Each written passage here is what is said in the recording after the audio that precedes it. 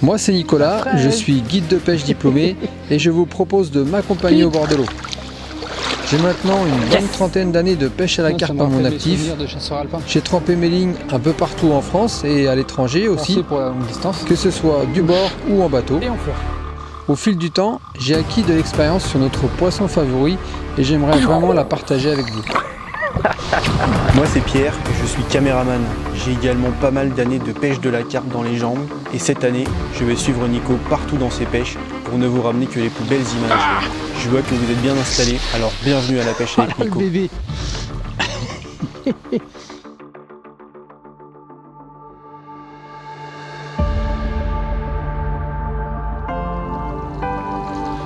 Donc on est de retour avec Pierre sur l'étang des Châteliers, dans les Deux-Sèvres.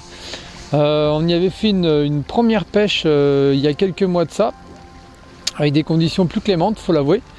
J'espère que vous reconnaissez le poste, c'est là où on était la dernière fois. On n'avait pas eu beaucoup de chance des départs, mais pas d'arrivée malheureusement. On a vu des casses. Donc là on a décidé de tester un autre poste, et toujours sur une approche 100% du bord.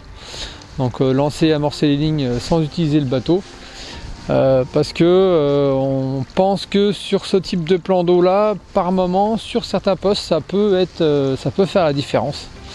Et du coup, on va essayer de voir si on est dans le vrai ou pas. Donc c'est parti pour une session hivernale du bord au Châtelier.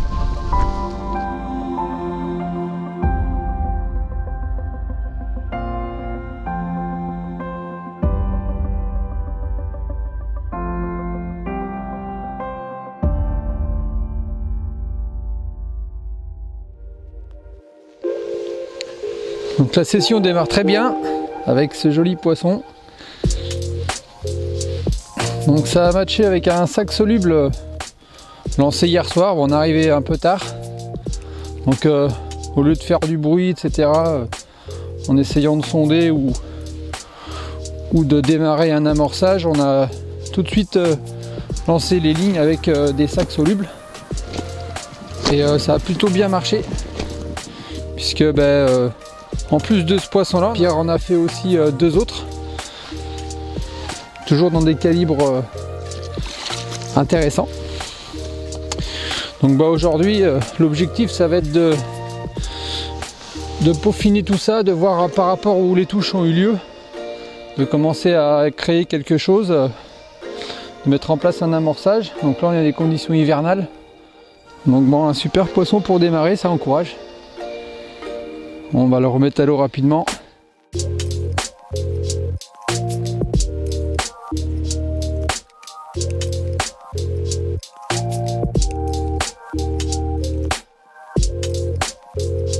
Donc je suis en train de préparer mon amorçage pour une pêche d'hiver. Du coup j'ai choisi les appâts 6 zones, en zone hiver évidemment, puisqu'ils ont été conçus pour pêcher dans des eaux entre 0 et 12 degrés. Là c'est l'arôme fraise. Donc ce qui est intéressant avec cet appât là, c'est qu'il a été conçu spécifiquement pour les eaux froides. Donc on va trouver des choses qui vont permettre une bonne diffusion des attractants et des arômes à l'intérieur de l'appât. Les arômes, ils ont été aussi étudiés pour fonctionner correctement en eau froide. Donc on a une base aussi éthylique et aussi une base propylène glycol. Donc on a vraiment une diffusion optimum de l'arôme pour attirer le poisson. Et puis on a des éléments qui sont très digestes, comme du CSL, comme des protéines de poisson prédigérées. Et ça c'est vraiment très intéressant aussi l'hiver, puisque le poisson a un métabolisme ralenti. On va trouver aussi de l'huile de chènevis, parce qu'elle ne fiche pas dans l'eau froide, et les poissons ont besoin d'huile et de gras pour produire de l'énergie. Et on a aussi des graines comme le niger et le kelp qui vont permettre une meilleure granulométrie de l'appât, une grosse granulométrie, et ça favorise la diffusion des attractants. Voilà, donc c'est pour ça moi que j'aime particulièrement ce type d'appât là pour pêcher en hiver, quand il s'agit d'attirer rapidement les poissons sur un poste.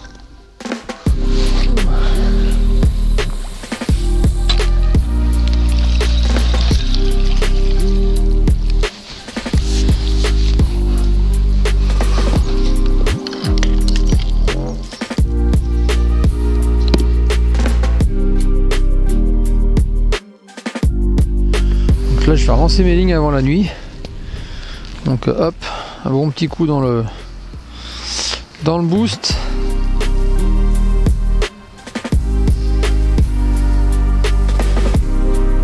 Donc là, vu que c'est une pop-up à la fraise là sur un spinner rig, j'ai mis le booster qui correspond là, le booster fraise. Et je lance exprès de loin pour pas avoir à déclipper ma ligne en fait. Comme ça je gagne du temps quand je vais vouloir relancer.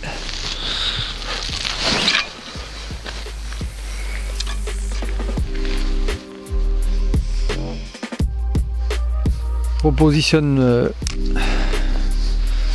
cette canne sur le cou. Tout à l'heure je remettrai l'autre. Toujours dans l'idée de toujours avoir des appâts neufs, des appâts frais qui peuvent diffuser un maximum. En eau froide c'est important. Donc là j'ai pas déclippé, donc je tire quand même pas trop mal mon frein.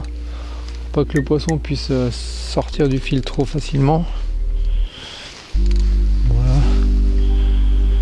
Puis en même temps ça favorisera un bon ferrage à la touche.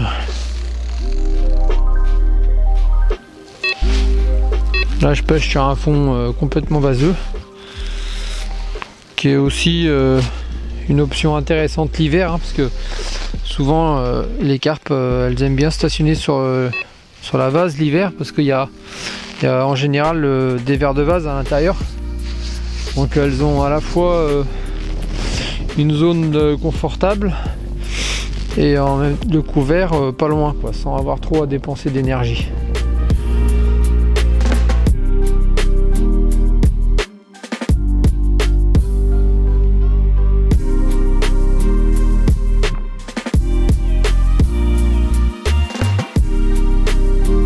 Bon là la nuit va pas tarder, je vais relancer la deuxième qui était sur le coup.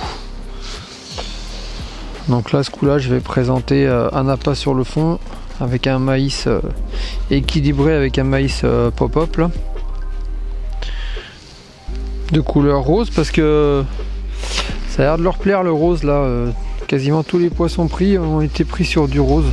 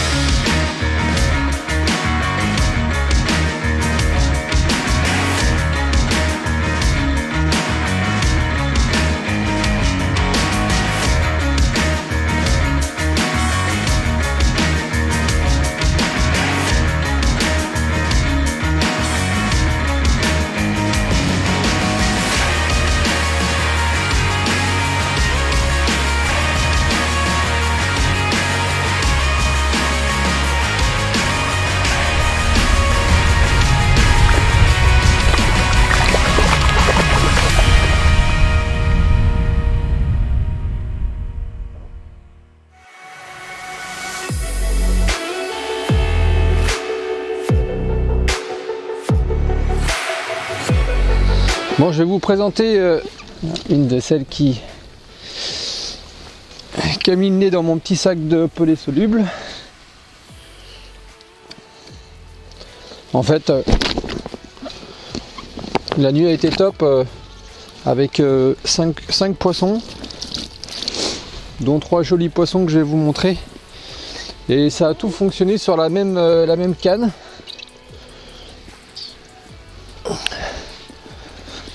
Je dois être...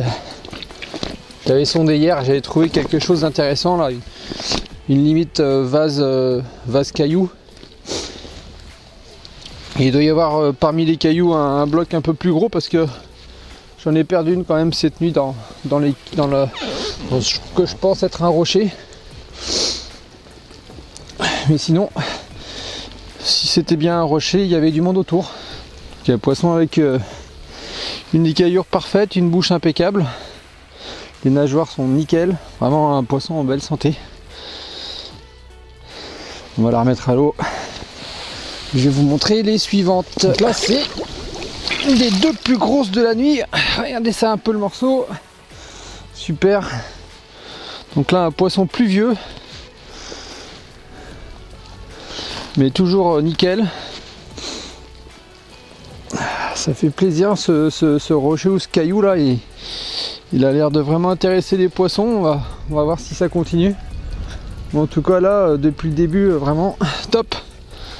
On a 8 poissons, dont 6 capturés autour de ce rocher là, donc c'est vraiment sympa. Allez. Ouf. Pas jouer trop longtemps avec, hein, parce qu'il fait pas chaud là. Waouh, l'eau est à 7 degrés. Les mains commencent à souffrir. La grosse de cette nuit. Alors, elle est moins longue que celle d'avant. Mais alors par contre, niveau épaisseur, on est sur la taille au-dessus. On a une morphologie à grossir. Là, ça fait 22 kg. Elle est assez marrante parce qu'elle est marquée de noir. On dirait qu'elle a de la vase sur elle, mais non. Le combat, il était tout en puissance. Au niveau des bouches, regardez comment c'est propre. Les nageoires impeccables. Vraiment des poissons de qualité. On voit qu'ils mangent bien la cantine.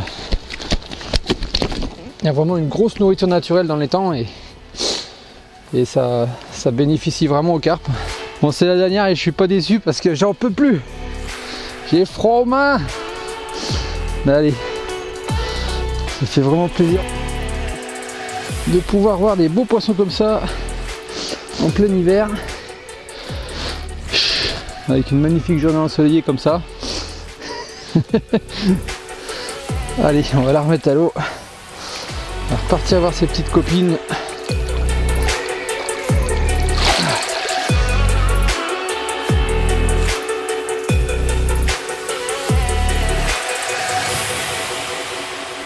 Bon, il va bientôt faire noir. Je vais replacer mes montages avant que l'obscurité tombe.